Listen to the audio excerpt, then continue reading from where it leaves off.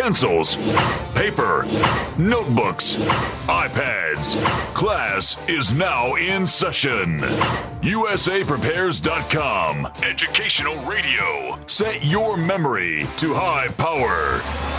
GetPreparedExpo.com instructors Vincent Finelli and Mark Wright at the controls. And I'm Mark Wright, here with the original survival economist, Vincent Finelli, and we are at the controls. And Vincent, why don't you introduce our guest waiting on the line for us very patiently? Mark, we've got a wonderful guest, Lowell Ponte. He spent 15 years with Reader's Digest. He's written more than 50 articles. He's currently a columnist with Newsmax.com, and they have 6.6 million unique monthly visitors. That's great. He's a co-author of a book with Craig Smith called Crashing the Dollar. That was published in 2010 and just released this month, 2011. The Inflation Deception. 6 ways the government robs you through inflation and 7 ways to stop it. We have Lowell on the line. You're live with us on the air, Mark Wright and Vincent Finelli on KWTO, the station with the most coverage in Missouri, Kansas, Oklahoma, Arkansas, and Iowa. Welcome, Lowell. Well, Vincent, Mark, it is wonderful to be with you. How lucky women listeners are in particular to be able to hear Mr. Wright every day. Well, you know, I met Mrs. Wright, Lowell, many years ago, so just to let the ladies know. Well, they can still be inspired and see a shining example, and God knows the country needs examples. You know, they just did a study at Ohio State University, questionnaires of college students, and found that more than a quarter of them find self-esteem. They take pride from being really deep in debt. Wow. As though by digging a big hole of debt for yourself, you make yourself a bigger person. They must watch TV and some I commercials. think they're in training to become members of Congress myself. Or the state legislature. I've been there, too. Oh, I know. I worked in the California legislature as a young man, so I am. It's scary when you see what actually goes on behind the scenes. In fact, one of my recent columns at Newsmax was on this theme, that is Otto von Bismarck, the man who started the German welfare state system in the late 19th century, the late 1800s. He once said, the 2 things you never want to see being made are sausages and laws. Mm-hmm. And I said, but 2 of the most egregious lawmakers we've had in recent times were both named for sausages, Anthony Weiner and Barney Frank. That's good, Lowell. That's exactly right. Both of them were deep in their own sex scandals, but unfortunately for Anthony Weiner, he didn't have the ability to blackmail colleagues who had been customers of his call boy ring and hence keep his seat. You would think they would have put the pressure on Barney Frank to get out of there sooner than Weiner, but who knows what all of that is? But well, they tried. They were on the verge. They were on the verge of removing Barney Frank, and then he suddenly said, "I'm not going to go alone. I will reveal everybody in Congress or anybody high in Washington, including the press, who were customers of this call boy ring operating out of my apartment."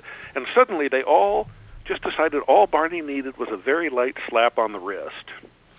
Yeah, everything would be fine. Lowell, when you look at the book that you and Craig wrote, Crashing the Dollar, you talk a lot about inflation and its confiscatory attributes and how it's stealing from the American people. Let's address that. Sure. Inflation has become a major source of power manipulation. In fact, we actually, in the new book, The Inflation Deception, refer to what we are now governed by. We've had a coup d'etat, you see. Mm-hmm. We're now governed by what we call the inflatocracy, government of, by, and for inflation. It's now the government's number 1 tool out there, and it has a lot of advantages to it. I mean, for one thing, you can tax people secretly. They don't even realize they're being taxed. All they know is that when they go to the gas pump, when they go to the supermarket, their dollars buy less. They don't realize that's because the government has been getting its money just by printing more. I mean, think of the beauty of that kind of taxation. You don't have to pass a bill raising anybody's taxes. You don't care if somebody's operating on the black market or building Mrs. McGillicuddy's cabinets off the books, so they're not taxed for it. As long as people are dealing in paper dollars, they're getting taxed by this secret tax inflation. How about we print our own and pay them back with them? Oh, but they've made that illegal, you see. I know. There was a woman U.S. attorney. In fact, we lay out the case in this book, The Inflation Deception. A woman U.S. attorney appointed by Barack Obama, who just incidentally happened to be a lesbian activist as well in North Carolina, had a SWAT team rush in, seize all the records, intimidate people, to arrest a man who was creating Ron Paul dollars. Yeah. That is, out of, I forget if it was gold or silver right offhand, but it was precious metal, and it was a picture of Ron Paul on the coin.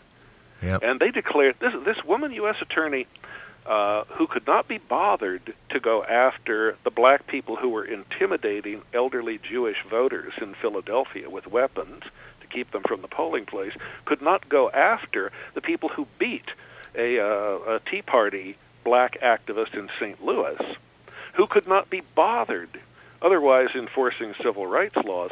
Suddenly they declared that creating money that competed with the U.S. dollar was a form of urban terrorism.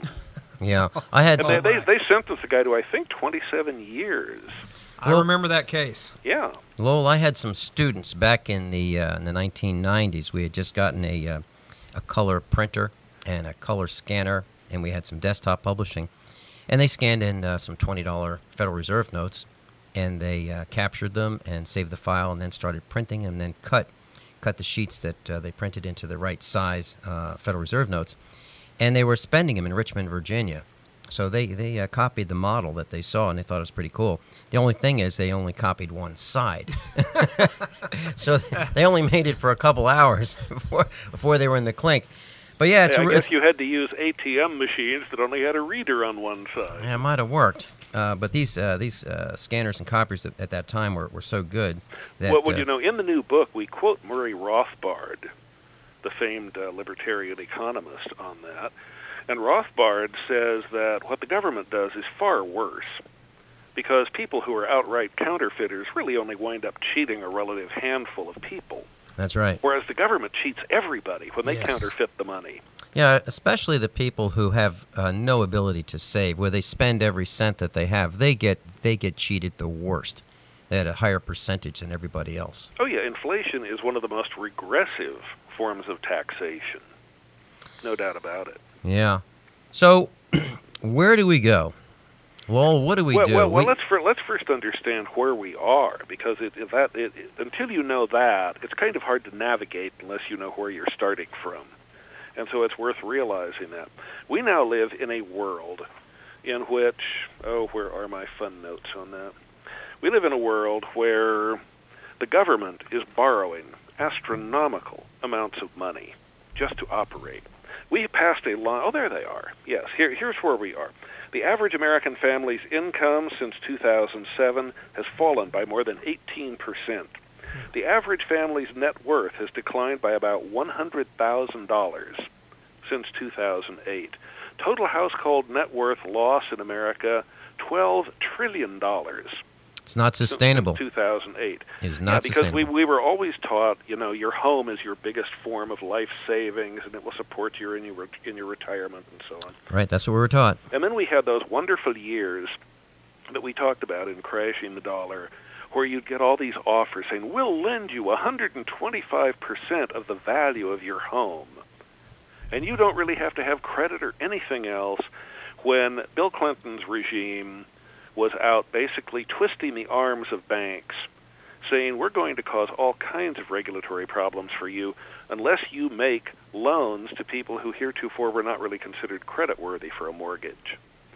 And so the banks were intimidated by the government into making about $1 trillion worth of bad loans. Those bad loans were then, because companies knew they weren't all that good, bundled, mixed together with better loans, and those packages were insured by AIG and then sold to people all over the world. Well, huge numbers of people in Norway and Iceland, for example, bought them.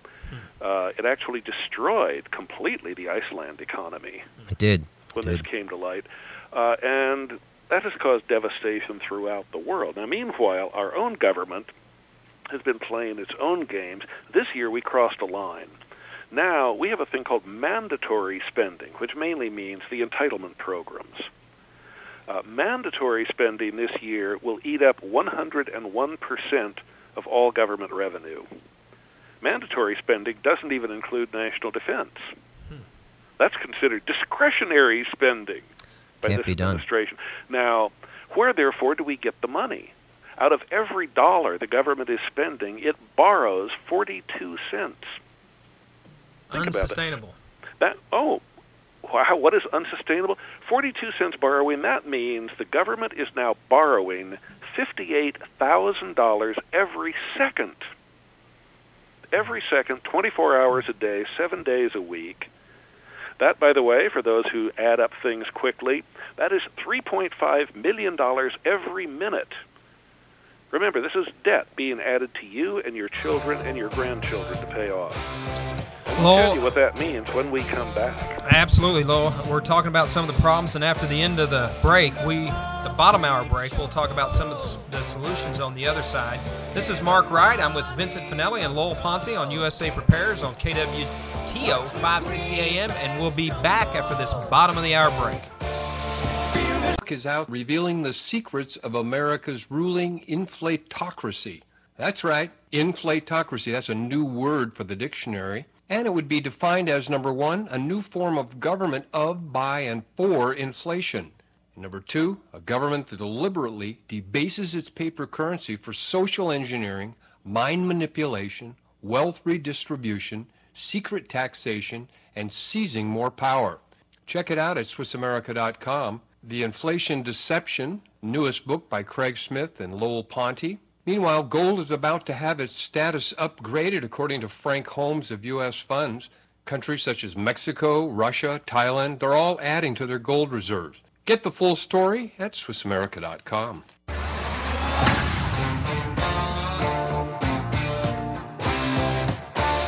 Please return to your seats. Class is now in session at usaprepares.com.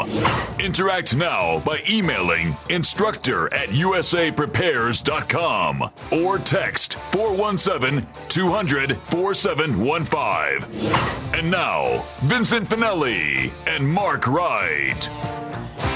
And you are listening to USA Prepares on KWTO 560 AM, the talk of the Ozarks. I'm Mark Wright, and I'm here with the original survival economist, Vincent Finelli. And Vince, we're talking to Lowell Ponte, author of Inflation Deception. Please resume this great interview.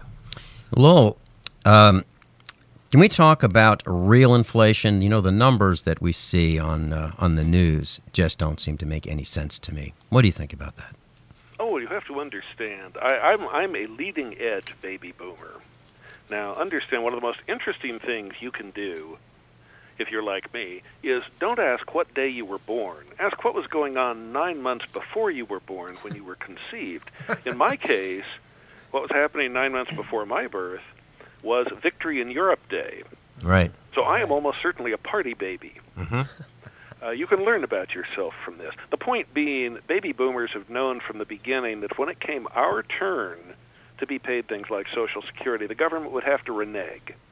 It couldn't possibly have enough money meaningfully to pay off as it did to our parents and grandparents. A lot of us felt that way. Oh, yeah. And therefore, one way they're reneging right now, the Obama administration, in 2010, no cost of living adjustment for Social Security. Think of all the senior citizens who trusted the Democrats to protect them. 2010, no cost of living adjustment. 2011, no cost of living adjustment. 2012, the Obama administration has already said it's going to use bookkeeping gimmickry to deny people a cost of living adjustment. Yeah. Now, this is one way to renege. See, that adjustment is there to protect people from inflation, and they're taking the protection down. Yeah. And that's going to affect not just people retiring very soon, like me. It's going to affect, if you're 25, if you're 30, if you're 40, this is going to hit you because it means when your turn comes, the baseline for everybody's Social Security is being lowered right now. Mm-hmm. This is how they renege. And this is how inflation works to empower the government. You see, it allows government, you know, there's an old saying about the welfare state. They break your leg, and then they offer you a crutch. Right. And you're supposed to be grateful for the crutch. They break your leg by massively taxing you and by devaluing the money that you depend on, that you've tried to save. And then they say to you, well, we'll take care of you. We'll give you cost of living adjustments and Social Security as long as you worship the government. But, oh, by the way, those of you we don't like the rich, we're going to see to it that you are means tested.